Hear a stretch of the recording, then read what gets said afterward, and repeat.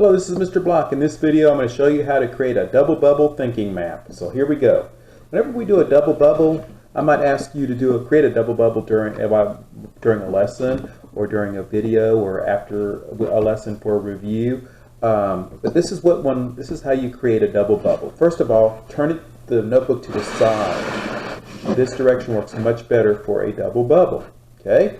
And when you create a double bubble, you're basically comparing and contrasting two things.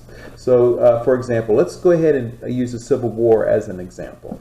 So, always make these title bubbles kind of smallish, so you have more room for writing around the edges. Okay, so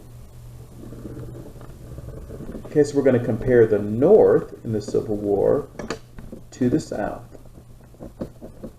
Okay. Now, before I go any further, let's go ahead and draw a line at the bottom of the page because we need room for a summary. So sometimes when you're creating a thinking map, you might forget. So if you draw a line across the bottom, you know to leave room at the bottom to answer a question. Okay. So let's get started. Now, it's much like a Venn diagram. You put things in the middle that they have in common. You put things that are uniquely for the South on this side and uniquely for the North on this side. So these bubbles, what's unique to this bubble on this side, what's unique to this bubble on this side, what they have in common in the middle. All right, so pretend like we're doing a lesson, might be a video lesson, and you're to document what they have in common and what they have, their similarities and their differences. Okay, so first of all, let's go ahead and say, okay, so the North, what was uniquely North? Well, let's say the video talks about it being industrial. It has a lot of factories. So you could put the word industrial.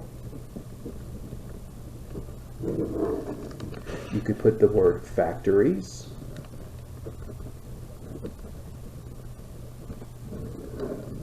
And it talked about textiles, factories that created fabrics.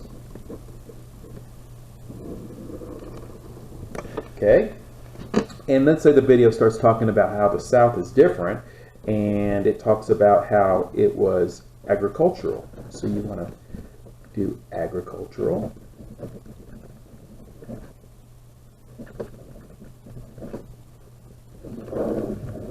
It was famous for growing cotton. And it had, instead of factories, really it had plantations.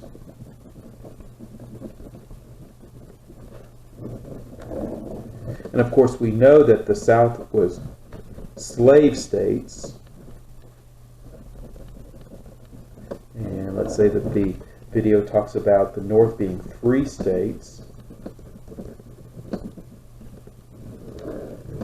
And let's say it talked about the Civil War years, where both of them were involved in the war. So we could put that in the middle. So the war years were 1861 to 1865.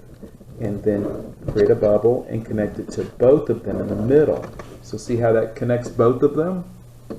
All right, we also know that they both increased weapons to get ready for the war.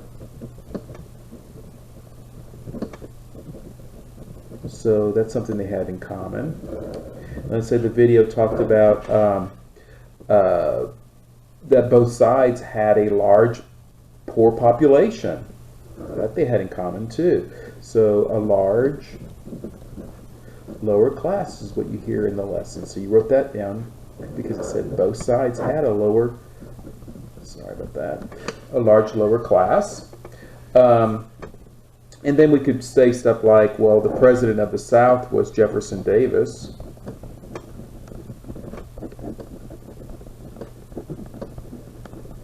And then let's say in the lesson it mentions Lincoln was the president of the Union.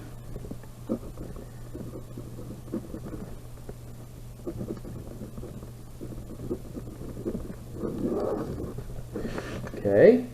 The new estimates that are coming out believe that up to 800,000 were killed, and that's going to go in the middle because that's sharing. It's a number that both sides add up to, so that goes in the middle. And then, of course, let's just do a couple more things. Like General Grant was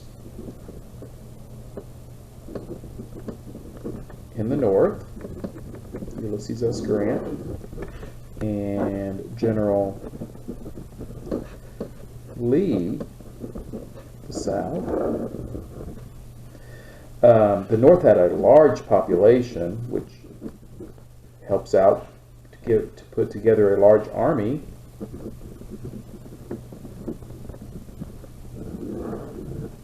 The South had, let's say, the large population. Let's say the video says 22 million people. Okay, and then in the South, it said that the South had 9 million people. Let's put population. But of that, 4 million were slaves. So they had a much smaller population to muster. They couldn't create as large of an army. Oops. Okay, so I think that's good for just showing you how a double bubble works. And let's say at the end of the lesson, I say summarize down at the bottom. What advantages did the North have over the South, which helped them win the war? So you could look at your double bubble and you start writing right away, because all these words now trigger your memories, and it makes writing so much easier. Okay, so the question, what advantages did the North have over the South that helped them win the war? You could say, you could put the question in the answer. The North had advantages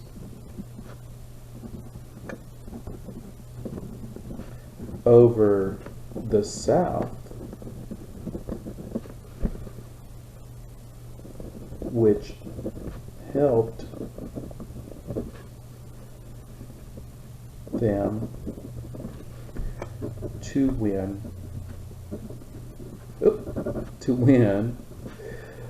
the Civil War. In what year? You know it ended in 1865, so you can grab that.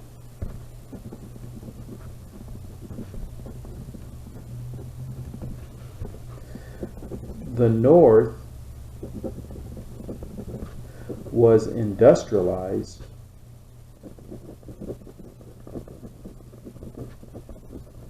so you got the word industrial here, which helped building weapons.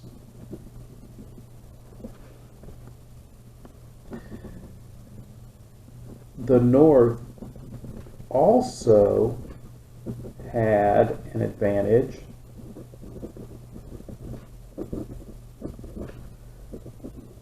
over the South when it came to population.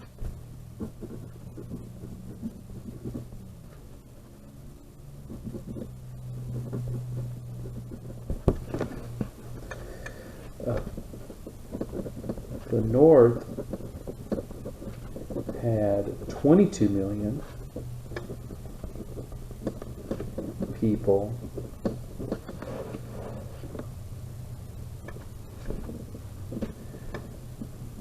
and the South had only 9 million,